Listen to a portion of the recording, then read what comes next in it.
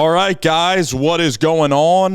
Welcome in here, Kurt Magoosh and Slaughterhouse Sports. We're going to do a little bit of a movie tonight, or a little bit of what you call a video.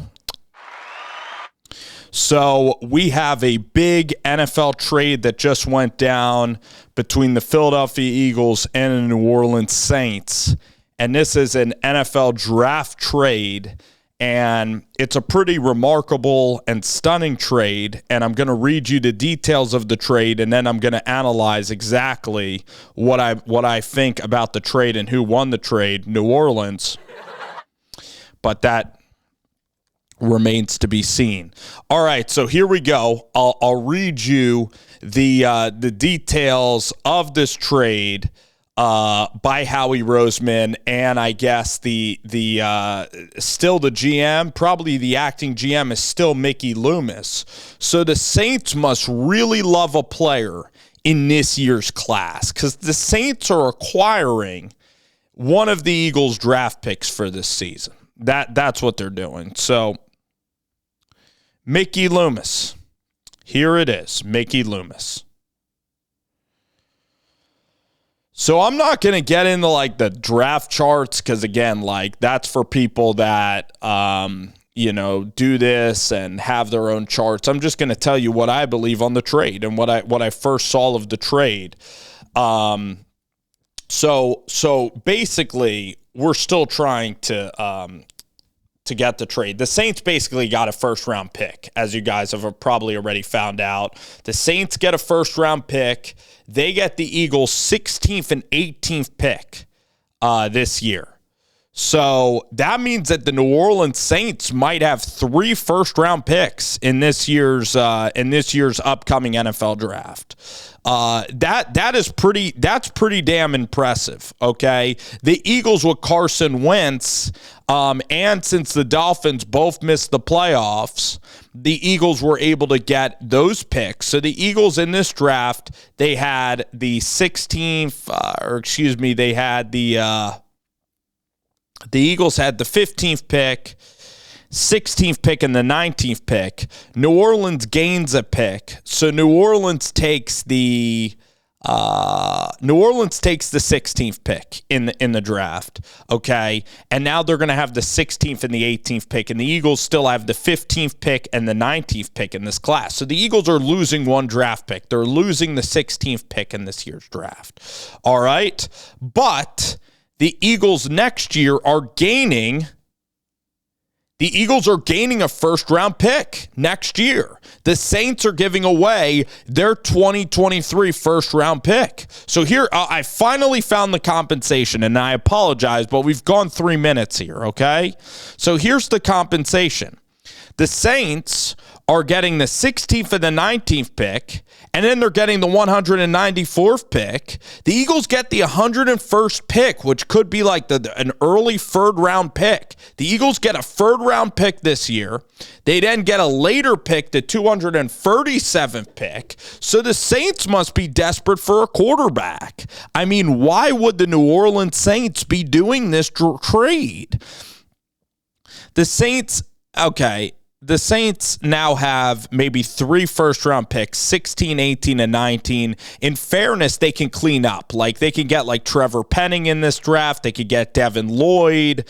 They could totally stock up their team if they hit this draft well. And it is a deep draft. You can even get George Pickens. You can even try to trade Michael Thomas. So they're in an interesting rebuilding stage. I wouldn't trade all those picks, honestly, for Malik Willis. I don't think I would do that because Malik Willis is not a proven product. I do actually like them. If they took Desmond Ridder with one of the picks, that's a good pick because then you can have a good younger quarterback, okay?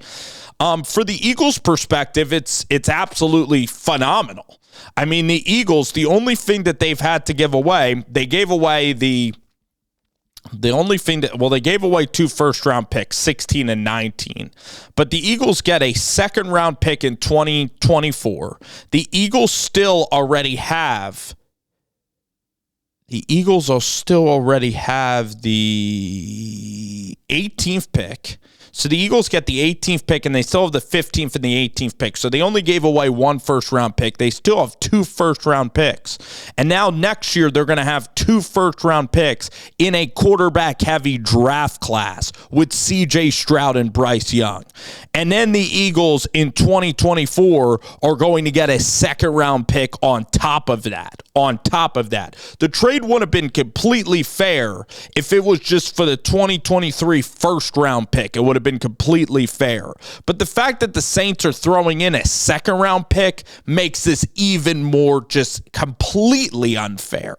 Okay? The Saints are giving the Eagles pretty much in this class. This is what the Eagles are walking away with the Saints from. The Eagles are getting a first-round pick, number 18, from the Saints. The Eagles are then getting a third-round pick this year from the Saints, and the 237th pick, which might be like a sixth-round pick. Then the Eagles are getting a first-round pick next year, and the Saints are probably going to be awful. I mean, they have to play against the Bucs. They have no quarterback. They have Jameis and Dalton. Their defense is taking a huge hit. Their defense is getting old. They could be one of the worst teams in the league next year, and the Eagles might have just struck gold again, just like the Eagles had the Miami Dolphins pick. So the Eagles might have just struck gold again. Now, are they kicking the can down the road a little bit? Yeah, maybe. But my point is, if you're an Eagles fan, is that you're going to have a chance at Bryce Young or C.J. Stroud next year, or if Jalen Hurts is unbelievable, you're going to then have that pick is probably going to be a top 8 pick. I don't expect the Saints to be able to compete with even Atlanta. I don't expect the Saints aren't even as good talent-wise as the Carolina Panthers. They're one of the worst teams in the league. Now let's analyze what Baker Mayfield, if Baker was going to go down to New Orleans, what would New Orleans have to give to the Cleveland Browns? I mean, you could maybe give them your second-round pick this year, and then maybe you can use these picks and really spice up your team. But I'm excited to see what Mickey's going to do with this, honestly. He must love a couple of guys in this draft class. You do have Trevor Penning in this class. You do have Nakobe Dean, Devin Lloyd. So you could get some really good linebackers late in this class. It is a deep class. You also look at the kid from Ohio State, Garrett Wilson's a big-time receiver. It's a great receiver. George Pickens, I think, is an awesome wide receiver. So this is a really, really good class. Winfrey as an edge rusher is really good. So I'd even move back. Louis Cine is really good. So I'd even move back, take one of the picks and move back to 25 and continue to get Louis Cine, Nakobe Dean, the Georgia kids I really like in this class, George Pickens. So the Eagles get a second and a third-round pick. They get this year's third-round pick. They get a second and 24, and then they get a first-rounder, which is going to be a top 8 value next year, which is ridiculous. So the Eagles basically are getting the number 18 pick, and then next year they might be getting a top 8 pick. So even if it was 16 and 19 for number 18 and the 2023 first-round pick, it's really unfair in this process. The Saints are getting 194, but that's like a fifth-round pick compared to a sixth-round pick. The odds of 194 being anything effective. So the Eagles are pretty much giving up almost nothing. They're giving up a first-rounder next year, but they're getting it back next year. So the Saints are not really adding anything. The Saints are giving the Eagles a first-rounder, so the Saints better hope that they're good in this division, so that first-rounder is like a mid-first-round pick. And then the Eagles also are getting a second-round pick. It's clear by the Eagles that they are smart, because the Eagles have 2 first-round picks now in this first round this year to bolster their team. And then the Eagles next year are going to have possibly a top 10 value with New Orleans. So the Eagles are keeping their options open for long-term longevity success, okay? I mean, a lot is going to hinge on how bad of a football team is New Orleans going to be. I think that the Eagles definitely still won this trade. Throwing in the second rounder is stupid in 24. That's absurd. I don't get why you would do that. it just reeks of a little bit of desperation from New Orleans. I don't know what maybe they love Desmond Ridder, maybe they love Matt Corral. Maybe they love a quarterback, so maybe they want to go up and possibly get a quarterback. So the Saints, man. The Saints, though, they have 3 first-round picks now, I guess, to work with. So I think that the deal for New Orleans, it still can be interesting. It kind of depends on how you use it. For the Eagles, it's really good because the Eagles still have the 15th pick and the 18th pick. You're only giving up like 1 mid-round pick. You're only losing out on 1 mid-round pick. And then you're extending it to next year. So next year, you're possibly could strike gold with this New Orleans pick, and you are betting on New Orleans being not very good because, again, what would make you think New Orleans with Dennis Allen, a first-year coach, in New Orleans? He has been a coach before, but a first-year head coach for this particular team, with ownership in disarray, with not getting Deshaun Watson, with having Winston and Dalton, Michael Thomas you don't know about. Alvin Kamara had some legal troubles down at the Pro Bowl that still need to be ironed out throughout the months that are going to be distracting at the very least. So, what do you really see here with New Orleans that makes you think that they're going to be able to compete with Tampa Bay? And where are the wins that are going to get you 8-9 wins immediately with an aging roster? You just lost Teron Armstead. You just lost a left tackle. I mean, it seems the Eagles here really made out well. And since the Eagles already had 3 first-rounders, losing the first-rounder for the Eagles isn't going to hurt that much. So the Eagles really, how can you say that the Eagles really lost? I mean, the Eagles lost 1 pick in the first round. The Eagles are still going to have 2 cracks at 2 really good players in this first round. Then the Eagles get a second-round pick later on in 24, which again is setting your franchise up really well. You then get a third-rounder this year, okay? The second makes this thing absolutely diabolically absurd. So the Eagles have won this trade any way you want to look at it. The only way New Orleans is gonna cash out well is if they literally hit on the 3 picks and maybe they get a quarterback that, like, maybe Desmond Ridder. I like Ridder better than Corral, but let's just say it's like Corral or Ridder or even Kenny Pickett. Those guys they have to be a top 12 quarterback, top 15 level quarterback in the NFL. If they hit on that, then the trade was worth it. If they also win 9 games and this pick ends up being a mid-level pick, then you could look at it and say, okay, it's not as big of a ripoff. But if they suck, Mickey Loomis just made a terrible, terrible trade. And even if the Saints make the playoffs and have the 22nd pick next year, the Eagles still win the trade because you get a first and a second on top of it. They have more picks in this process.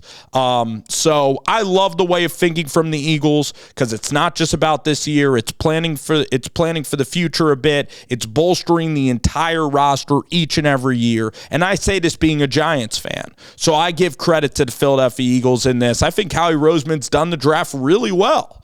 I mean, last year, he maneuvered. He got the Dolphins pick last year. The Colts with Carson Wentz ended up being a really great trade. They traded back with the Finns, so they got that pick this year. And they also went and still got their guy, Devontae Smith, who they wanted to take at the 6th pick last year. Okay, so they traded back to 13. So the Eagles are really doing well. Mickey Loomis in the draft, though, he's built an unbelievable team. I mean, a team that, competed in an NFC championship just a couple years ago, a team that competed in the divisional round. That 2017 draft where they got Alvin Kamara, where you get Michael Thomas, you get Ryan Ramczyk, Anzalone. I mean, they've had just a tremendous. Mickey Loomis has been very successful at picking players. Marshawn Lattimore's been a big hit. The kid Sheldon Rankin. So he's a really, really good general manager. He really is. Okay, good special teams. They're a good organization, the Saints, with Sean Payton. They've been really successful over the last 10 years. And Mickey Loomis is a good general manager who can make picks. This is a good draft class. That's what I will say. This is a deep draft class. There's good corners. There's good safeties in this class. The wide receivers are off the charts good. The D-line, the edge rushers, and the interior D-line does have talent. It's a deep class, really deep class. Mickey here is looking at this board, and maybe Mickey has already seen 23 and he likes 22 just so much better. Then in fairness to him, good job. So it's an assertive move by Mickey Loomis. It's just going to have to take – the Eagles can't really lose in this scenario because they just have more picks than the Saints, and the Saints are going to need to hit, or else this is going to be even more disastrous. The Eagles already won the trade by a little bit. If the Saints make it right, they can – then the margin can be slim. Then you could look back on it and say, hey, it was worth it. We had to do it. We had to give up this capital. But if they suck next year – for Mickey Loomis, oh my God, maybe Mickey's like, listen, I've had enough as a GM. I'm getting impatient, and Howie Roseman took advantage of kind of the impatience of the Saints. But overall, the Eagles, again, like I just argued and alluded to, I think that they made out really well.